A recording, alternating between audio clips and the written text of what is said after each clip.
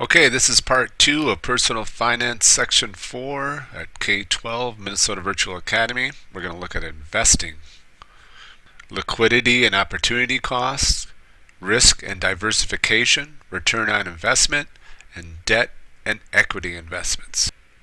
Investing is when you give your money, time, or energy to something in order to get a reward in the future, usually a financial reward. By investing money and by saving money in accounts that offer interest, you are putting your money to work. So if I'm trying to save money and I'm trying to make money on the money I'm saving, to take advantage of the power of compounding, what should you do when the money and investment produces? Should you spend it, reinvest it, put it in a savings account, or withdraw it? Select the best answer. Spend it. Well, that means the money would just be gone. Reinvest it. Well, that would make more money. If I put it in the savings account, withdraw it, well, then what am I going to do with it? If you said reinvest it, then you are correct. Most financial advisors believe that money should be invested only after the following financial goals have been met. A plan and budget has been made for obvious financial needs such as housing and education, and a financial reserve has been saved up in case of emergency. You want to make sure you have all the money for your expenses and you have reserve before you even think of investing. Unlike a financial reserve, an investment is usually not very liquid, meaning that you're not able to get the money right away. So you are temporarily giving up control of your investment in order to have money in the future. An example is if you lend money to a borrower, you and the borrower should agree when the money will be due. You can't expect the borrower to pay you back earlier than the date you agreed on. Let's say you buy a house for $200,000 and then real estate prices drop, so the value decreases to $180,000. You may not want to sell the house then because you'll lose $20,000. You may prefer to wait until later to sell it if you think the value will increase in the future. That means the money in the house is not that liquid. You cannot get it right away. Money also has what's called an opportunity cost. The value of the next best opportunity you are giving up is called opportunity cost. If you lend $200 to a borrower, you can't use that money to start up a company. There's an opportunity cost to lending that money. Money also is affected by inflation. The U.S. has historically experienced inflation, which means money is steadily decreasing in value so that you can buy less with a dollar than you could in the past. Inflation can make it more difficult for your financial reserve and investments to increase in value since they have to increase in value faster than inflation. If your financial reserves offer a 1% annual interest rate, but inflation is 3%, meaning 3% of your money is worth 3% less each year, the money in your reserve is actually going down 2%. So, in order for your savings and investments to truly increase in value, what must they do? Must they increase their opportunity cost? Increase faster than the inflation rate? Reduce in liquidity or produce interest? Well, we just talked about inflation. So which one do you think? Well, if you said increase faster than inflation rate, you are correct. Whenever I invest money, there's always a financial risk. A risk is a possibility of loss or failure. Financial risk is the possibility of losing money. An entrepreneur who starts a company is taking a risk by investing time and money into the company. The company might be very successful and provide great financial reward, or it might go out of business and result in a loss. Volatility is unpredictability. A volatile investment is one that can change quickly without much warning, and the value of the investment might go up and down dramatically. What some people like to do is have what's called diversification, which is an investment strategy in which you spread out your investments among many different types. You might have an investment portfolio, a collection of investments and financial holdings. Diverse means it's made up of a variety of different things. Your portfolio or your investments could include stocks, bonds, real estate, and many other things with different levels of risk. You'll learn more about these types of investments later. So what can diversification help you deal with? Risk, liquidity, interest, opportunity cost. Well, I know if I diversify my investments, I spread around the... I don't want everything to be too volatile. If you said risk, you are correct. Diversification helps you deal with risk. Your risk tolerance is the amount of risk you are able to handle without being too negatively impacted by failed investments. If you are investing in order to reach a long-term goal and won't need the money for a long time, your risk tolerance is good. You can handle more risk because you can be patient and wait for the investment to grow in value over time.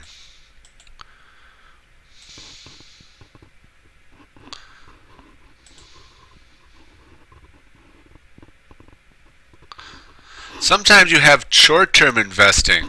So if you're nearing retirement and you have bad risk tolerance because the money invested for retirement will be needed soon and a dramatic drop in value just before you retire would be very damaging, you'd want to keep the money invested in safer, less volatile investments. In investing in short-term changes are more unpredictable than long-term changes. It's challenging, even for financial professionals, to predict short-term changes in the market. So a long-term strategy actually works best for most people. So as you get closer to needing the money from an investment, what happens to your risk tolerance? The closer I need my money, does it increase so you can handle more risk? It decreases so you can't handle as much risk? It becomes unnecessary so you don't need to consider risk? It increases the diversity of your portfolio. Well, I know when the more I need the money from an investment, my risk tolerance, well, I'm more vulnerable. The investment turns more volatile. You are correct if you said it decreases. My risk tolerance decreases, and I can't handle as much risk because I need that money. A good investment should do one or both of the following things. Should grow in value and produce income. The performance of an investment is how well it produces more money for you. Return on investment is the amount you'll eventually receive in return for your investment. The return on investment is also called the ROI for short.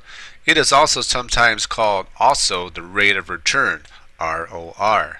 So a good investment will do one or both of which two things? Will it eliminate my risk, decrease your return, provide liquidity, grow in value, or produce income? Well, with any investment I'm going to have risk. I don't want a good investment to decrease in my return of investment. If I have a good investment, I don't necessarily have to have it provide liquidity, but I do want it to, what do you think? If you said grow in value and produce income, you are correct. There are ways to calculate your rate of return on investment as a dollar amount and as a percentage. To calculate the ROI, subtract the amount you originally invested from the amount you received back. If you put $200 into an investment and you sell it for $225, well, your ROI was $25. You can use the percentage to compare your investments and decide which investments are earning the best return.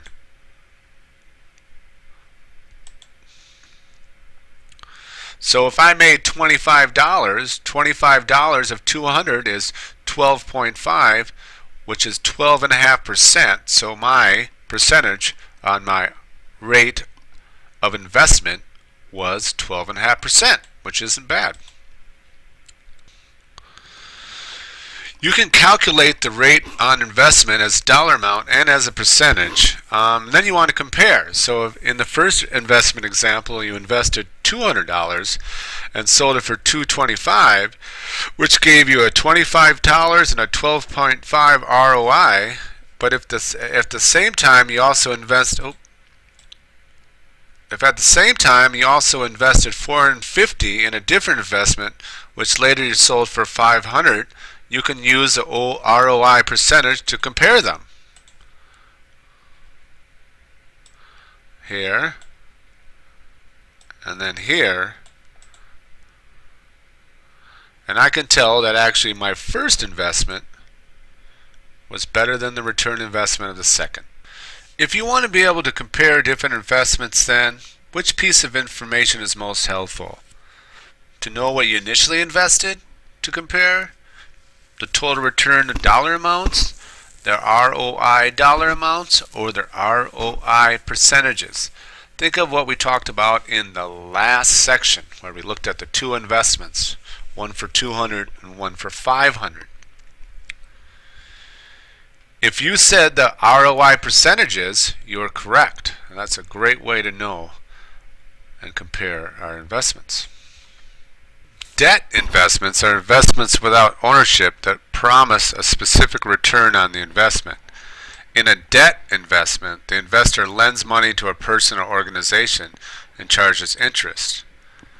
Because debt investments promise a specific return, they're usually lower risk. Debt investors are choosing safety and predictability.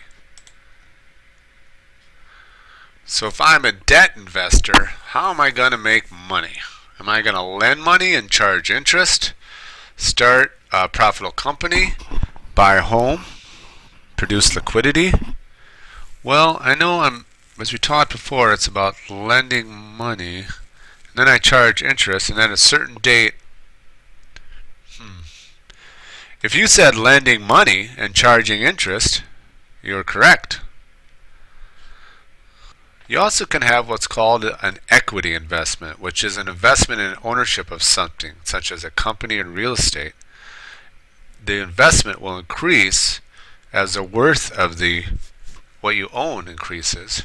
Equity investments don't promise the investor a specific return, and they're usually more volatile and unpredictable. An example is if you start your own company and have full ownership of it, you have 100% equity. If you start the company with a partner, you have 50%. Appreciation is when an equity investment increases in value. Depreciation is when an equity investment decreases in value. The money you make from an equity investment by selling it for more than you paid for it, you need to pay a tax, which is called a capital gain, which is the money gained on the sale of equity investments. They almost treat it like income, the tax service. If you are an equity investor, how do you make money from your investment? Do you lend money and charge interest? Do you sell the investment for more than you paid for it? Do you continue to invest more money over time? Or do you have sharing the equity with others?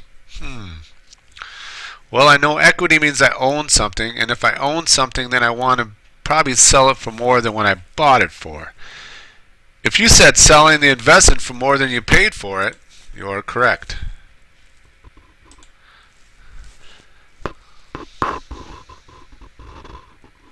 That concludes part 2 of Personal Finance, Section 4. We learned about investing, liquidity and opportunity cost, risk and diversification, return on investment, and debt and equity investment.